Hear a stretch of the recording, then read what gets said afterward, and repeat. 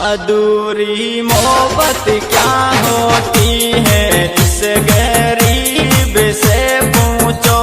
अधूरी मोहब्बत क्या होती है, इस गरीब से पूछो।